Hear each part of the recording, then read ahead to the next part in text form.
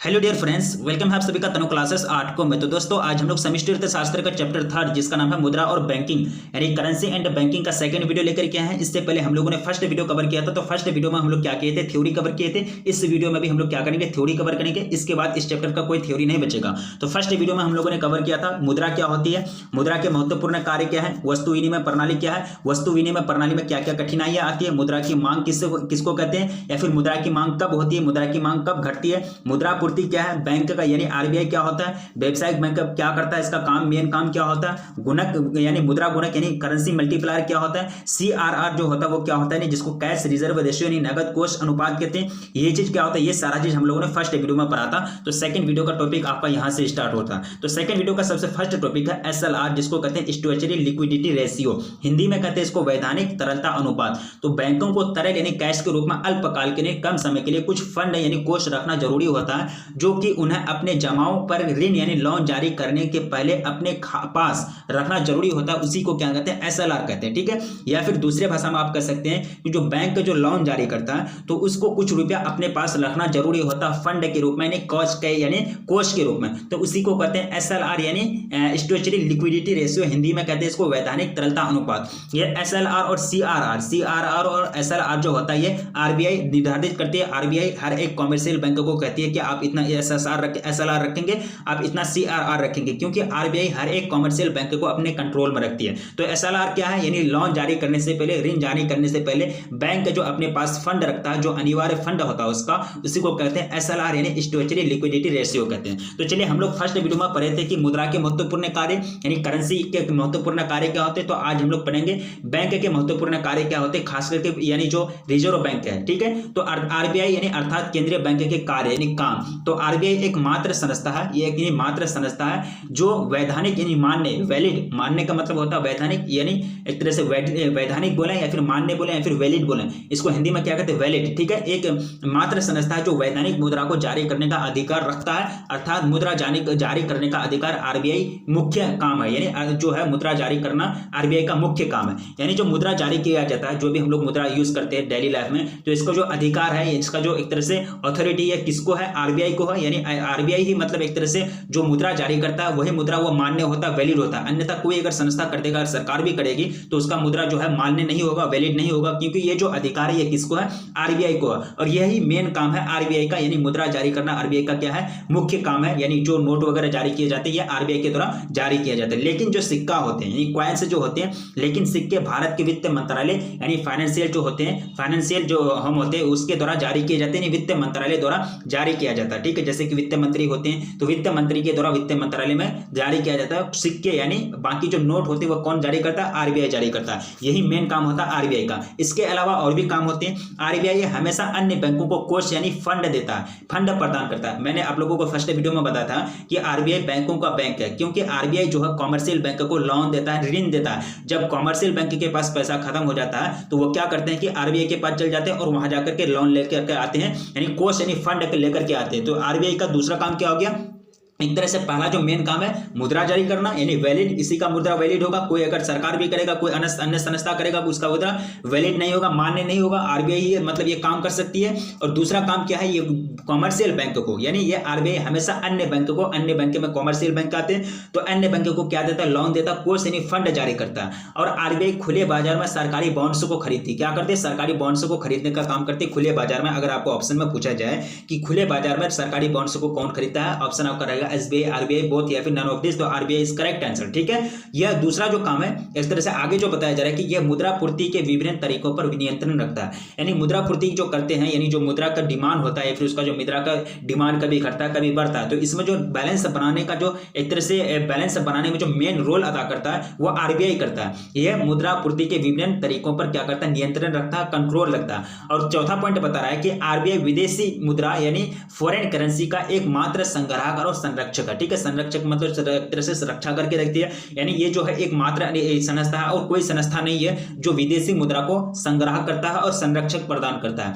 आगे हमको बताया जा रहा है कि केंद्रीय बैंक यानी आरबीआई द्वारा बैंकों को ऋण देने के लिए प्रोत्साहित और हर हाल में सहायता करता है। ठीक है, अगर आरबीआई जो है एक तरह से ऐसा बैंक है जो कॉमर्शियल बैंकों को यानी जो बैंक जो भी बैंक होते हैं उसको क्या करते हैं, बैंकों को ऋण देने के लिए प्रोत्साहित करते हैं, यानी उसको क्या करते हैं, उत्साहित करते हैं और हर हाल में हर कंडीशन में उसको सहायता करते हैं, उसको एक तरह से हेल्प करते हैं आरबीआई यानी जो कमर्शियल बैंक को। आरबीआई सरकार का मुख्य सलाहकार भी होते हैं, यानी आरबीआई क्या होता है, सरकार का मुख्य सलाहकार भी होता है और सरकार के बैंकर के रूप में कार्य करते हैं, यानी सरकार के बैंकर के रूप में कार्य करते हैं, एक तरह से सरकार के से डायरेक्टली कनेक्टेड रहते हैं आरबीआई। आरबीआई कोई ऐसा में छोटा मोटा बैंक नहीं होता, क्योंकि आरबीआई जो है देश का केंद्रीय बैंक है, रिजर्व बैंक ऑफ इंडिया है, तो ये क्या होते हैं, डायरेक्ट क्या होते हैं, सरकार से जुड़े हुए रहते हैं और सरकार के मुख्य सलाहकार भी होते हैं और ये बैंकर के रूप में कार्य करते हैं। किसका बैंकर, यानी सरकार का बैंकर के रूप में कार्य करते हैं। ये देश की मुद्रा निकासी का करता है, ये क्या करता है, देश की मुद्रा निकासी का काम करता है, यानी निकासी जैसे कि मुद्रा जो छापता है, नोट जो छापता है वो कौन छापता है, ये निकासी करने का काम कौन करता है, आरबीआई करता है। तो ये सब क्या है, आरबीआई के मेन काम है, यानी आरबीआई के मुख्य कार्य है। जब भी आपको क्वेश्चन पूछे जाएंगे 5 नंबर के, तो आपको सारा पॉइंट है ब्रीफली के साथ एक्सप्लेन के साथ लिखना है कि आरबीआई के ये सब काम होते हैं, स्टेप बाय स्टेप आपको लिखना है, क्योंकि आरबीआई के मेन काम यानी केंद्रीय बैंक के मुख्य कार्य क्या होते हैं, ये बार बार पूछा गया क्वेश्चन है। आगे हम डील करेंगे। आगे हमको बताया जा रहा है कि आरबीआई यानी केंद्रीय बैंक आरबीआई को अंतिम शरण दाता भी कहते, सॉरी अंतिम शरण ऋणदाता कहा जाता है, क्योंकि लास्ट में कोई अगर किसी को अगर कोई भी बैंक है किसी के पास अगर जाएगा, कोई बड़े बैंक के पास जाएगा तो वहां उसको लोन नहीं मिलता, ऋण नहीं मिलता, लास्ट में जाकर के आरबीआई में के पास जाता तो वहां उसको हर हाल में मदद मिल जाता, हर हाल में उसको ऋण दे दिया जाता है। इसलिए यानी केंद्रीय बैंक आरबीआई को क्या कहते हैं, अंतिम शरण ऋणदाता कहा जाता है। ठीक है, तो इस तरह से आगे हमको कह रहा है कि रेपो रेट, देखिए रेपो दर, रेट का मतलब क्या होता है, दर, विधि अनुसार यानी नियम के अनुसार, पॉलिसी के अनुसार दिए गए दर यानी कैश पर जो ब्याज दर होता है उसी को क्या कहते हैं, रेपो रेट कहते हैं। क्या कहते हैं, रेपो रेट कहते हैं। जो भी नियम होते हैं, जो भी पॉलिसी होते हैं बैंक के, जो भी पॉलिसी होते हैं, जो कैश जो होता है उस पर कैश पर जो ब्याज लगाता है, जो दर होता है ब्याज लगाने का, जो रेट होता है उसी को क्या कहते हैं, रेपो रेट कहते हैं। ठीक है, या फिर इसको खाली ऐसे मतलब खाली इसको रेपो भी कहा जाता है, नहीं इसको मतलब रेपो अगर हटा देंगे इसको रेपो बोलेंगे तो ये भी चलेगा। आगे आपको बताया जा रहा है कि उलट रेपो यानी रिवर्स रेपो क्या होता है, कि पूरा दिन काम करने के बाद बैंकों के पास जो रकम बचता है उसको क्या कहते हैं, उलट रेपो कहते हैं। क्या कहते हैं, उलट रेपो, यानी पूरा दिन काम कर लेता है बैंक, उसके पास जितने भी शेष अमाउंट हैं, जितने भी लेने देने के बाद जितने भी उसके पास अमाउंट बचते हैं, जितने भी कैश बचते हैं, उसको क्या कहते हैं, रिवर्स रेपो यानी उलट रेपो कहते हैं।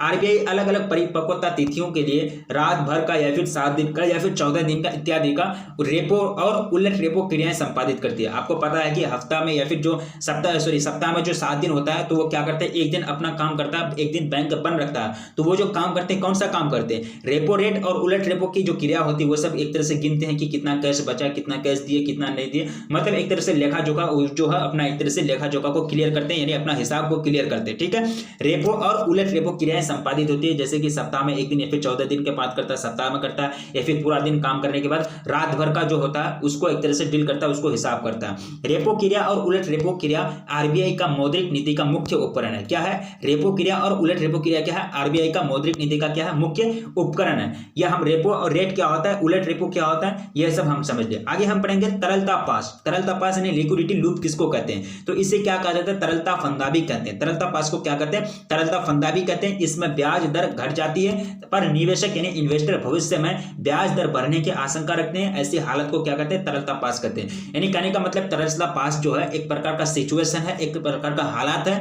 जिसमें क्या करते हैं, निवेशक यानी इन्वेस्टर क्या करते हैं, भविष्य में यानी आगे आने वाले समय में ब्याज दर बढ़ने की आशा करते हैं, उम्मीद करते हैं, उसी को कहते हैं तरलता पास यानी लिक्विडिटी लूप। जैसे कि एग्जांपल लिया गया है कि व्यक्ति सट्टा क्यों खेलता है, क्योंकि उसको उम्मीद रहता है, आशा रहता है कि आने वाला टाइम में क्या होगा कि ऐसी स्थिति आएगी जो हमारा जो है ब्याज बढ़ जाएगा, हमारा पैसा बढ़ जाएगा, तो इसी स्थिति को क्या कहेंगे, तरलता पास यानी लिक्विडिटी कहते हैं। आगे हम पढ़ेंगे मौद्रिक प्राधिकरण किसको कहते हैं, मॉनेटरी अथॉरिटी वह संस्था है जो मुद्रा और मुद्रापूर्ति का संचालन करती है, उसको कहते हैं मौद्रिक प्राधिकरण। जैसे कि आरबीआई भारत का क्या, आरबीआई ये क्या करता है, मुद्रापूर्ति और मुद्रा संचालन करती है, तो यहाँ क्या कहे जाएंगे, आरबीआई को भारत का मौद्रिक प्राधिकरण कहा जाएंगे। क्या कहे जाएंगे, भारत का मौद्रिक प्राधिकरण कहे जाएंगे, क्योंकि ये जो करता है आरबीआई ही काम करती है, मुद्रापूर्ति और मुद्रा संचालन का काम करती है, उसे मौद्रिक मौद्रिक प्राधिकरण कहते हैं, अर्थात मुद्रा और मुद्रा पूर्ति के कार्य का संचालन का अधिकार प्राप्त संस्था जैसे आरबीआई भारत का मौद्रिक प्राधिकरण है। ठीक है, आगे हमको बताया जा रहा है कि करेंसी नोट और सिक्कों को कागजी मुद्रा भी कहा जाता है, जिसे क्या कहते हैं, वैधानिक पत्र भी कहते हैं।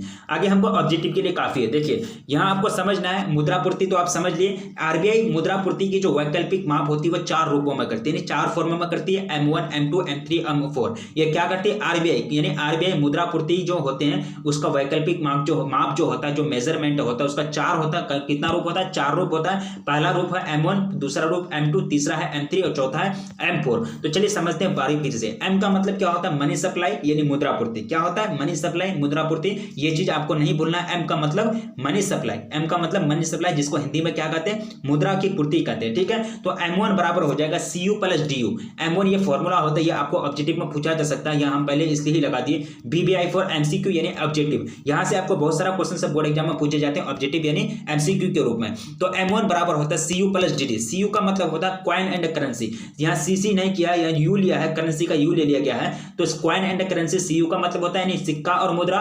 DD का मतलब होता है डिमांड एंड डिपॉजिट यानी मांग और जमा। DD का मतलब क्या होता है, डिमांड एंड डिपॉजिट यानी मांग और जमा। ये दोनों को जोड़ देने से क्या निकलता है, M1 निकलता है, यानी मनी सप्लाई यानी मुद्रा की पूर्ति होती है। ठीक है, फर्स्ट है M1।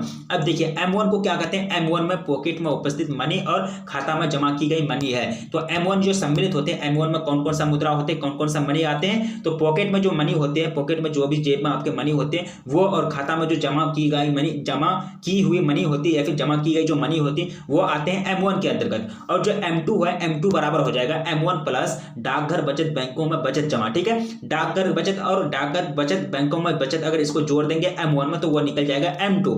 M3 जो होता है, M3 बराबर M1 प्लस व्यावसायिक बैंकों की निवल यानी नेट यानी फिक्स जो शुद्ध होता है आवधिक जमा। ठीक है, व्यावसायिक बैंकों की निवल यानी आवधिक जमा जोड़ देंगे M1 में तो वो निकल जाएगा M3। और M4 बराबर निकलता है M3 प्लस डाकघर बचत संस्थाओं में कुल जमा की गई राशि यानी राष्ट्रीय बचत प्रमाण पत्र। ठीक है, तो ये देखिए आपको याद रखना है, M1 बराबर क्या होता है, M2 बराबर क्या होता है, M3 बराबर क्या होता है, M4 बराबर क्या होता है। ये चीज आपको सब्जेक्टिव में भी पूछे जाएंगे, ऑब्जेक्टिव में भी आपको पूछे जाएंगे कि M1 का फॉर्मूला बोलिए, M1 बराबर कितना होता है, M2 बराबर कितना होता है, M2 बराबर M1 प्लस डाकघर बचत प्लस बैंकों में बचत जमा, M4 बराबर कितना होता है, M3 प्लस डाकघर बचत संस्थाओं में कुल जमा की गई राशि। ये सब फॉर्मूला होता है, ये सब चीज आपको भूलना नहीं है। ठीक है, आगे हम पढ़ेंगे कि ये देखिए यहाँ आपका BBI है, यहाँ पर तरलता टाइप और मापक। देखिए ये क्या है, मनी सप्लाई है, मनी सप्लाई का 4 रूप होता है आरबीआई द्वारा।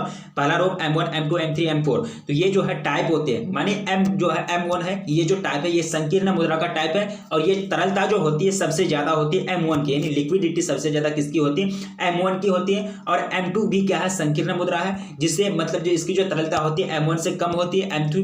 M3 जो क्या है, व्यापक मुद्रा है, जिसकी तरलता जो होती है M2 से कम होती है। और M4 जो है व्यापक मुद्रा है, जिसकी तरलता सबसे कम होती है। यानी तरलता यहाँ M1 M2 M3 अगर M4 तक यहाँ क्या किया है, घटते गया है। यहाँ क्या हुआ कि तरलता क्या है, घटते क्रम में है, सबसे ज्यादा M1 से कम यानी M1 से कम। उसके बाद क्या है M2 से कम, ये क्या है M2 से कम। उसके बाद क्या है M3 से कम यानी सबसे कम। यानी यहाँ आपका लिक्विडिटी की बात करेंगे तो सबका M1 का तरलता सबसे ज्यादा है, M2 का M1 से कम है, M3 का M2 से कम है, M4 का सबसे कम है। ठीक है, तो यहाँ लिक्विडिटी जो है डिग्रीज में है। और संकीर्ण मुद्रा यानी पहले जो M1 M2 है, पहला जो 2 सप्लाई है इसको कहते हैं संकीर्ण मुद्रा टाइप, और दूसरा और लास्ट में जो 2 सप्लाई है M3 और M4 इसको कहते हैं व्यापक मुद्रा टाइप। ठीक है, तो यहाँ से आपको ऑब्जेक्टिव क्वेश्चन बार बार पूछा गया है बोर्ड एग्जाम में कि तरलता क्या होती है। M1 की तरलता आपको कर देगा M1 से अधिक, M2 से अधिक या फिर सबसे ज्यादा सबसे कम।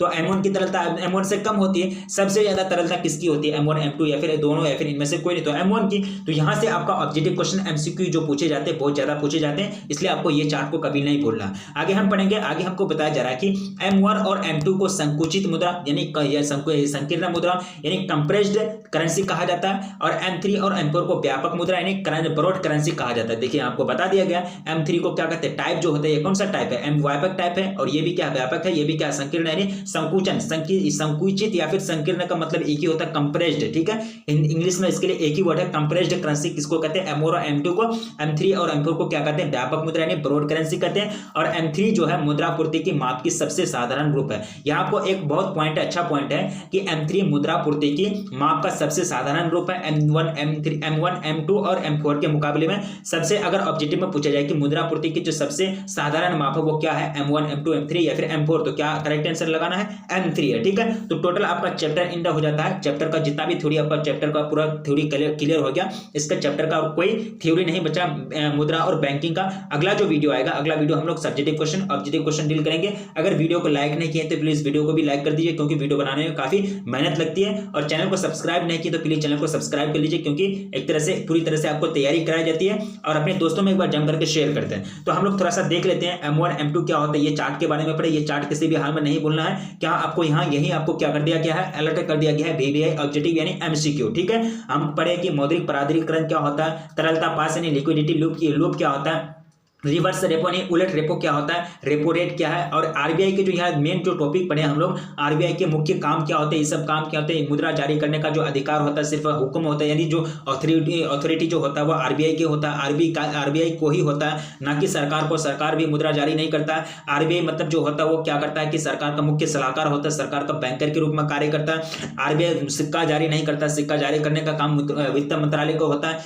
आरबीआई हमेशा फंड जारी करता है, कॉमर्शियल बैंक को आरबीआई जो हमेशा क्या करता है कि विभिन्न तरीके से जो मुद्रा पूर्ति होता है उस पर कंट्रोल बनाए रखता है, यानी उस पर क्या करता है, एक तरह से नियंत्रण रखता है। आरबीआई बैंकों को क्या करता है, प्रोत्साहित करता है कि आप लोन लीजिए, अपना कारोबार चलाइए, यानी उसको एक तरह से हिम्मत देता है और वहां क्या करता है, हर हाल में उसको लोन प्रोवाइड करता है। आरबीआई जो क्या करता है, आरबीआई क्या है, एक तरह से बैंकों का बैंक है, क्योंकि ये सभी बैंकों को क्या करते हैं, लोन देते हैं। SLR यानी स्टैट्यूटरी लिक्विडिटी रेशियो, वैधानिक तरलता अनुपात, यानी जो बैंक होते हैं, बैंक के जो फंड होते हैं वो लोन जारी करने से पहले, ऋण जारी करने से पहले कुछ रख लेते हैं अपने पास जरूरी के लिए, उसको जरूरी होता है, कुछ फंड अपने पास रख लेते हैं, उसी को कहते हैं SLR यानी स्टैट्यूटरी लिक्विडिटी रेशियो, वैधानिक तरलता। ठीक है, CRR क्या होता है, इस चीज पर गुणक यानी करेंसी मल्टीप्लायर क्या होता है, व्यावसायिक बैंक क्या है, उसके बाद केंद्रीय बैंक मुद्रा पूर्ति क्या है, मुद्रा की मांग कब घटती है कब बढ़ती है, वस्तु विनिमय प्रणाली क्या है, वस्तु विनिमय प्रणाली की क्या क्या सिस्टम है, क्या क्या कठिनाई है, मुद्रा के महत्वपूर्ण कार्य क्या होते हैं, करेंसी क्या होता है। आपका चैप्टर इंड, चैप्टर 3 यानी समष्टि अर्थशास्त्र का चैप्टर 3 इंड, मुद्रा और बैंकिंग, करेंसी एंड बैंकिंग। ठीक है, तो रखिए अपना ख्याल, मिलेंगे फिर नेक्स्ट वीडियो में, तब तक के लिए जय हिंद।